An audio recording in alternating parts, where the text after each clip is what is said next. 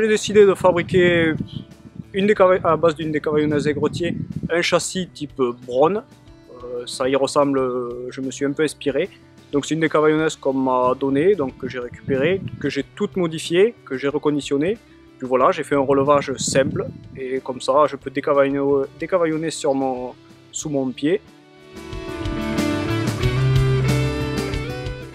En premier, ça a été de faire la ceinture au niveau du tracteur. Donc on avait des trous de perçage de chaque côté de la cloche d'embrayage, donc ça a été facile de faire une ceinture costaud avec des fers de renfort. Donc après j'ai fait une platine où est posé mes deux tubes coulisseaux.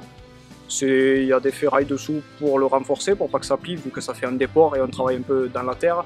Donc c'était pour pas que ça torde les soudures et voire les ferrailles même.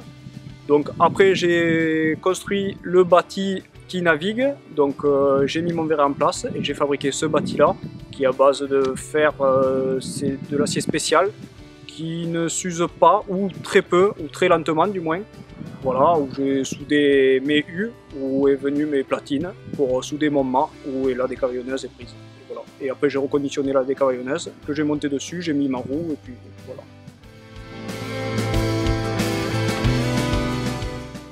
Alors ce qui a été le plus dur, ça a été de souder parfaitement les deux coulisseaux, parce qu'il fallait que ça soit bien tout d'équerre et que les soudures ne gênent pas pour la remonter avec le vérin hydraulique, parce que c'est un simple effet, donc il fallait que ça descende aussi de son propre poids. Donc pour que ça descende facilement de son propre poids, il a fallu que ça soit très libre, et sachant que j'avais un demi-millimètre de jeu dans les coulisseaux, dans le fer intérieur, dans l'extérieur, j'avais un demi-millimètre, ce qui fait pas beaucoup. Donc il fallait que ça soit vraiment soudé parfaitement pour que ça navigue super bien. Et quand j'ai essayé sans le vérin, même à la main, ça naviguait tout seul, donc j'étais sauvé.